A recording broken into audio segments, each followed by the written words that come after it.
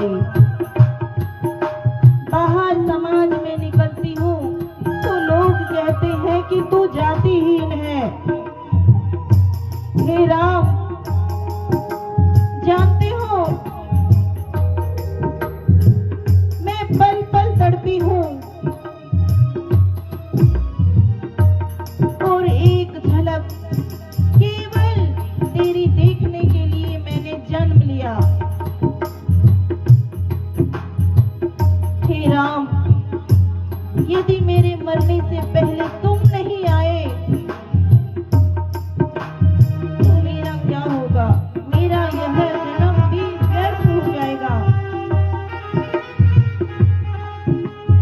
देखो, मुझे देखो, लोग पत्थरों से मारते हैं, धक्के मारते हैं। जानते हो क्यों? क्योंकि मैं भक्त हूँ। मैंने सब कुछ केवल श्री राम तेरे लिए छोड़ दिया। माँ बाप, घर परिवार, नहीं तो मैं भी ब्याही जाती, मेरा भी पति होता। परंतु मैंने केवल हे श्री राम तुझे अपना स्वामी मानकर अपना जीवन व्यतीत किया है। सब कुछ तुझ पर निछावर कर दिया है और आज मुझे यह फल मिल रहा है कि तुम्हें मेरी याद नहीं आ रही है। श्री राम को यह ध्वनि कानों में सुनाई दे गई है कि कोई भक्त मुझे याद कर रहा है। श्री राम कहते हैं, लक्ष्मण जल्दी चलो, मेरी भक्त मुझे पुकार रही है, मुझे उससे मिलने जाना है।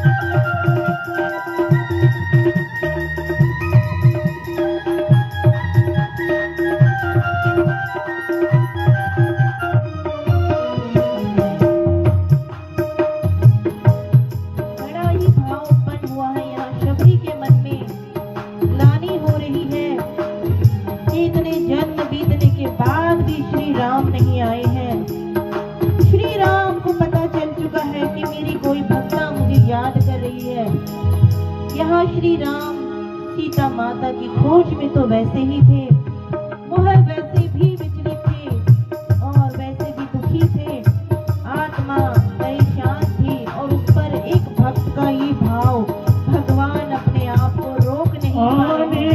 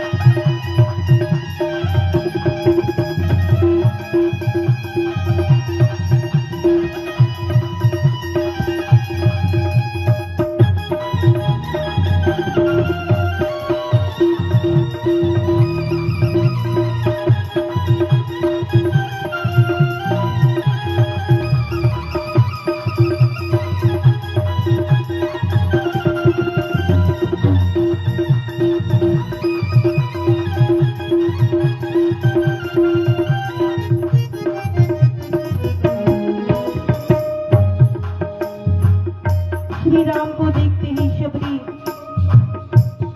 सुध बुध भूल जाती है और भाग कर उनके चरणों को पकड़ लेती है।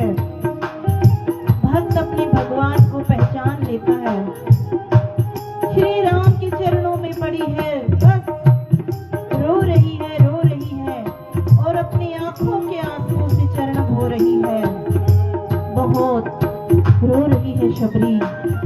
प्रभु देख रहे हैं और प्रभु भी अपने आप को संभाल नहीं पा रहे हैं कि मेरे ऐसे भक्त। उठो शबरी, उठो शबरी माता, अब और मुझे लज्जित मत करो। मुझे 10 वर्ष 10,000 वर्ष यहाँ बीते और कितने जन्म लेकर तुम आई, और आज मुझे अवसर मिला है कि मैं तुम्हारे पास आया हूँ। आओ शबरी, मैं तुम्हें हृदय से लगा लूं।